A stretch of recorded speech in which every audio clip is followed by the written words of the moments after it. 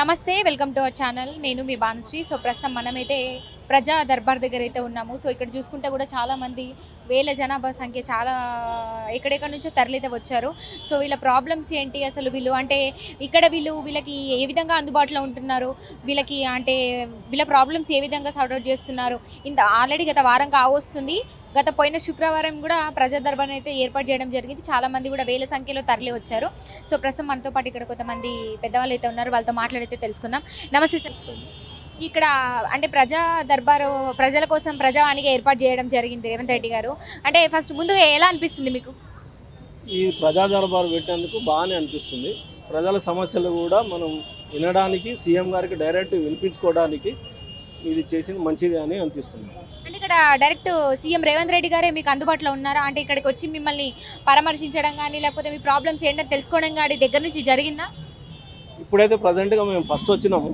CM గారే మాట్లాడతారు అనుకున్నాం కానీ ఇంకా వేరే వాళ్ళు తీసుకొని మాకు తర్వాత కలుస్తాం ఏ విధంగా పరిష్కరిస్తున్నారు అదే విధంగా అంటే ఏ ప్రాబ్లమ్స్ ఉన్న వాళ్ళు ఇక్కడికి అంటే రావాలనేది రూల్ పెట్టారా లేకపోతే ఎవరైనా రావచ్చా మేడం ఇక్కడ ఎవరైనా రావచ్చు రానిక ఎలాంటి ప్రాబ్లమ్స్ ఉన్న వాళ్ళు రావడం జరిగింది ఇక్కడికి ఇప్పటి వరకు ఇప్పుడు మా పొజిషన్ ఏం చెప్తున్నాం ఒక అనిత విద్యలో పనిచేసినాం మాకు కొందరికి జాబులు ఇచ్చిండ్రు సిఆర్పి ప్రకారంగా స్కూల్ కాంప్లెక్స్లో మిగతా వాళ్ళు ఓన్లీ డీఈడ్ బీడ్ వాళ్ళకి ఇచ్చిరు ఎవరు 2011లో ఇచ్చారు దాని తర్వాత ఈ ప్రాసెస్ ఈ గవర్నమెంట్ వచ్చిన తర్వాత మేము కూడా ఫైల్ సర్క్యులేట్ చేయించినాము కానీ ఫైల్ పెండింగ్లో పెట్టింది గవర్నమెంట్ కూడా బీఆర్ఎస్ గవర్నమెంట్ వెళ్ళిపోయింది మిగతా గవర్నమెంట్ కాంగ్రెస్ గవర్నమెంట్ వస్తుందని మాకు నమ్మకం ఉంది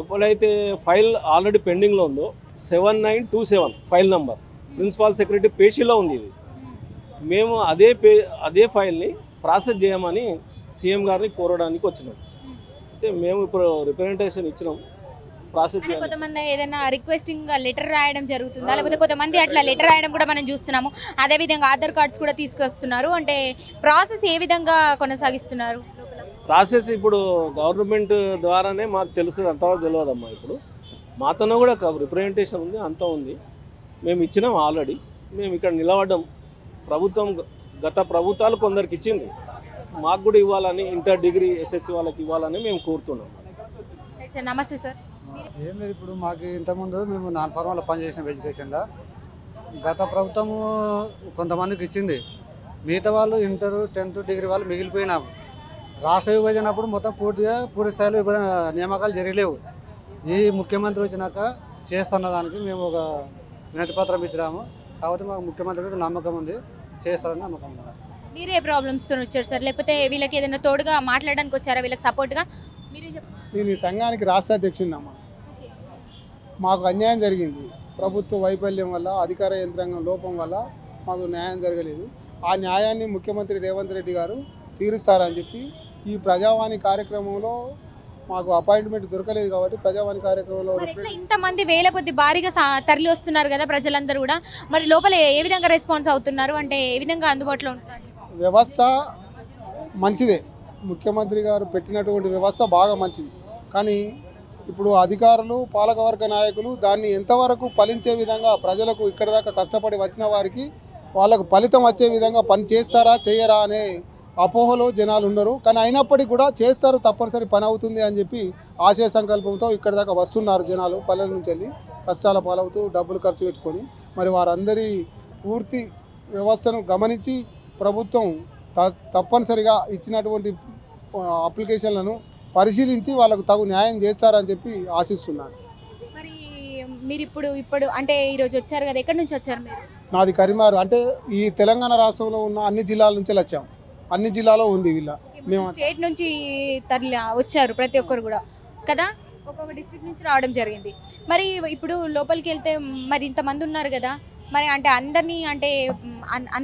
అందరికీ అవైలబుల్గా ఉండే విధంగా అందరు సార్స్ కావచ్చు మేడమ్స్ కావచ్చు అందరు కూడా ఉన్నారా లేకపోతే అంటే వీలైనంత వాళ్ళని చూసి మిగతా వాళ్ళని పంపించేస్తున్నారా ఎట్లా ఉంది లోపల గారు లేరు ముఖ్యమంత్రి గారు లేరు సంబంధిత శాఖ అధికార యంత్రాంగం ఉన్నది అధికారులు సంబంధిత శాఖ ఏ శాఖకు సంబంధించిన వాళ్ళు ఆ శాఖ అప్లికేషన్లు తీసుకొని ఆన్లైన్లో ఎంటర్ చేస్తుంటారు దాన్ని పరిశీలించాల్సిన బాధ్యత పాలకవర్గ నాయకులేదు పాలకవర్గాలు కనుక పటిష్టంగా ఏ అప్లికేషన్ అయితే ఆన్లైన్లో ఎంటర్ అయిందో దాన్ని పరిశీలించి తొందరలో పరిష్కరించే విధంగా చర్యలు తీసుకుంటే మాత్రం న్యాయం జరుగుతుంది. ఈ గవర్నమెంట్ అయినా పూర్తి విశ్వాసం ఉంటుంది ప్రజలకు.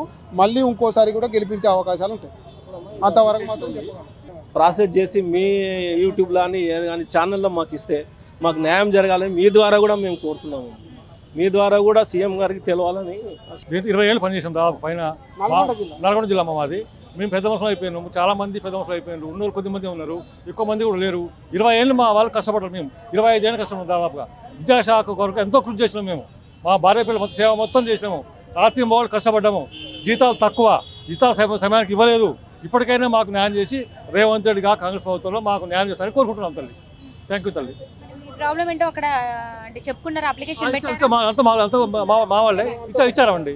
మాకు న్యాయం చేయాలని కోరుకుంటున్నాం తల్లి. అమ్మ ఇక్కడే మేము వస్తూ పోతుంటాము. మాకు న్యాయం చేయాలని కోరుకుంటున్నాం. 25 ఏళ్ళు కష్టపడ్డాం తల్లి. మేము భార్య పిల్లల సేవ మొత్తం దానికే ఇచ్చేసాం. రాత్రి మొదటి చేసాం. కొంతమందికి ఇచ్చారు. టీటీసీ బీఈడి ఉన్న వాళ్ళకు అదే విద్యాశాఖ వ్యవస్థలో సిఆర్పీలుగా ఉద్యోగాలు ఇచ్చారు. మిగతా వాళ్ళకి ఇవ్వాల్సిన పరిస్థితి ఫైల్ ఆల్రెడీ ప్రాసెస్లో ఉంది. ఇంటర్మీడియట్ వాళ్ళకు record assistant, junior assistant, attender, sweeper post ఇస్తామని చెప్పి ఫైలు 7927 నంబర్తో ఫైల్ ప్రాసెస్ జరిగింది. ఆ ఫైల్ పెండింగ్లో ఉంది. ఆ పెండింగ్లో ఉన్న ఫైల్ను ఈ ముఖ్యమంత్రి గారు పరిష్కరించి మా అందరికీ మా జీవితాలను కాపాడి మాకు ఉద్యోగ అవకాశాలు కల్పిస్తారని చెప్పి ఆయన కలుస్తానికి వచ్చాం. గత శుక్రవారం కూడా ఆల్రెడీ కొంతమంది ఇట్లానే ప్రజా దర్బార్కి చాలా మంది ప్రజలు మీలాగే రావడం జరిగింది కదా, మరి దాని గురించి ఏమైనా రెస్పాన్స్ వచ్చిందా అంటే ఏ విధంగా కొనసాగుతున్నాయని? మేమైతే ఇప్పుడు ఫస్ట్ వచ్చినామమ్మ. మాకు రెస్పాన్స్ వస్తే మేము మీకు చెప్పగలుగుతాం కదా. మాకు రెస్పాన్స్ మాకు రావాలి, తెలియదు. అంటే ఇంతకు ముందు వచ్చిన వాళ్ళు మీతో ఎవరైనా కలిసి మాట్లాడడం జరిగిందా? ఇంతకు ముందు కూడా వచ్చినాం, మళ్ళీ వస్తున్నాం. జిల్లాకి మహబూబ్నగర్కి వెళ్ళి వచ్చినాం మేము, నల్గొండకి వెళ్ళి, ఆదిలాబాద్, నిజామాబాద్ అన్ని జిల్లాలకు వెళ్ళి వచ్చినాము. ఇది పాత సీఎం గారు సర్క్యులేట్ చేసిన ఫైల్. సీఎం గారి సర్క్యులేట్ చేసిన ఫైల్ 2017లో. ఆల్రెడీ ప్రాసెస్ ఏమైందంటే ఈ ప్రిన్సిపల్ సెక్రటరీకి ఇచ్చినట్టు ఈ దీంట్లో ఇది డైరెక్టర్ పోయింది. డైరెక్టర్ నుండి మళ్ళీ ఏం చేసిందంటే ప్రిన్సిపల్ సెక్రటరీ పేషీలో ఉంది. ఆ పేషీలో ఇది చూడండి మేడం, ఇది మాకు ఆల్రెడీ ఒక నిమిషం ఆగా అందరు రాష్ట్రం అమ్మ. ఇంపార్టెంట్గా దాంట్లో ఉంది ఫైలు. ఈ ఫైల్ నెంబర్ ఒకటే ఇంపార్టెంట్. ఫైల్ ఆల్రెడీ సర్క్యులేట్ అయ్యి వచ్చింది. సీఎంకి పోతే మనకు పని అయిపోతుంది. సీఎంకి పోతే కథ మాకు ఒక ఫైల్ చేస్తే మనకు అన్ని ప్రాసెస్ ఉంటాయి. ఫైల్ నెంబర్ ఆల్రెడీ 7 ఉంది.